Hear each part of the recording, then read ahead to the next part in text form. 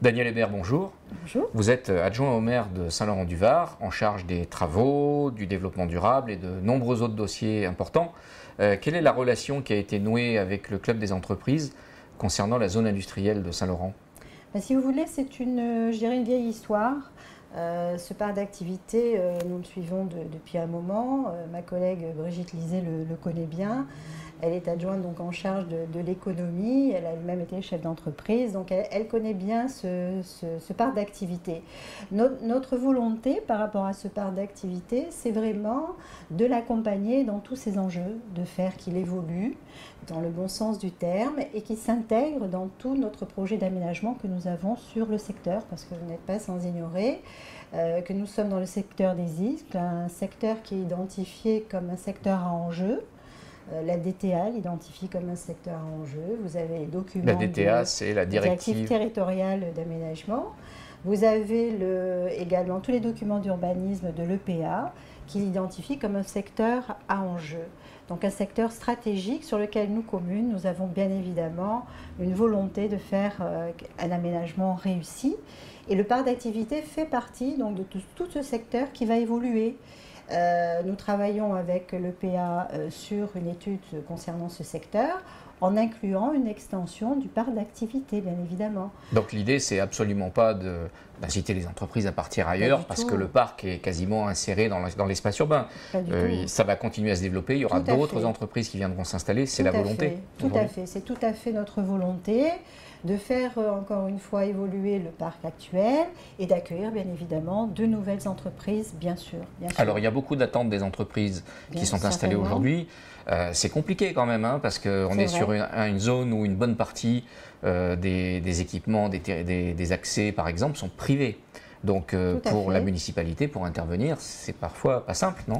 Non, c'est parfois pas simple et c'est vrai que parfois les entreprises nous interpellent en nous disant, notamment pour les déchets, vous avez des déchets sauvages, des gens qui viennent déposer comme ça, ils prennent ça pour des poubelles, hein, ils viennent comme ça jeter des encombrants et donc on nous interpelle en nous disant mais comment, alors on leur explique que c'est privé, qu'il y a d'abord, c'est à eux peut-être d'intervenir déjà pour qu'il n'y ait pas ce genre de choses, peut-être fermer leurs espaces, etc.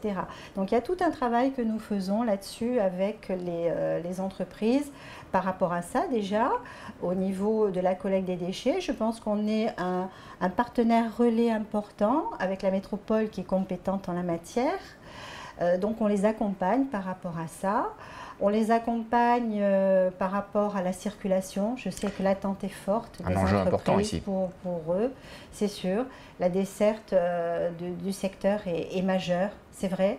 Donc je vous parlais de cette étude de l'EPA. Bien évidemment, la circulation est un des thèmes que nous traitons pour améliorer la RM95. Donc c'est vrai qu'il y a, c'est pas pour tout de suite, mais il y a des projets de connexion avec la 6202 bis. Tout le secteur va être mieux desservi.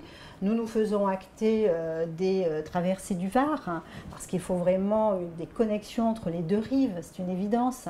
La liaison, par exemple, avec la zone industrielle de Carros, qui est voisine de l'autre côté du fleuve, c'est un des objectifs? Tout à fait, bien sûr, bien sûr. Vous savez, dans le cadre avec la métropole, on raisonne sur l'ensemble de la rive droite. Les maires, que ce soit les maires de Saint-Laurent-du-Var, de la Gaude, de Carros, de Saint-Janet, travaillent en ce sens et ont une approche, je dirais, la même approche pour faire en sorte que toute cette rive droite soit bien desservie en termes de voirie et qu'il y ait cette connexion avec la rive gauche. Le fait d'avoir le Club des entreprises comme interlocuteur, pas unique, mais en tout cas central, ça vous simplifie les choses? Oui, bien sûr, ça aide, puisque au moins nous avons un interlocuteur avec qui nous échangeons, que nous rencontrons régulièrement, qui nous fait remonter donc les attentes des chefs d'entreprise. Donc je pense que c'est un partenariat essentiel, sinon ce serait compliqué de travailler sur le parc d'activité. Non, je pense que le Club des entreprises est un relais majeur. Alors vous parlez de partenariat, justement, vous travaillez aussi étroitement avec la Chambre de commerce et d'industrie des Côtes d'Azur sur l'ensemble des problématiques qui font face au parc. Tout à fait. Comment ça se passe, cette relation avec la CCI? Alors, vous savez, la CCI, moi j'ai l'occasion de la rencontrer, on parlait tout à l'heure de l'étude d'aménagement de l'EPA, et bien voilà, la CCI est présente lorsque nous travaillons sur cette étude, donc elle vient donner son avis, elle est là. Il y a cette EIT là sur lesquelles la CCI travaille. Un projet d'écologie industrielle et territoriale. Tout à fait. Donc là, bien évidemment, là aussi, nous sommes partenaires, nous travaillons avec la CCI. Dans le cadre de cette opération, vous avez notamment des thèmes qui se croisent avec ce que nous traitons. Nous parlions là du traitement de l'eau, les rejets, toutes les mises aux normes que doivent faire les entreprises. Donc nous avons une opération au top que nous menons avec l'agence de l'eau. Vous avez l'agence de l'eau, la CCI, la chambre de métier, la commune. Donc tout ça fait que nous travaillons très étroitement pour accompagner les entreprises pour qu'elles puissent être dans les obligations du développement durable. Et je dis toujours parce que ça va valoriser ces entreprises, ça va valoriser ce territoire en termes d'économie.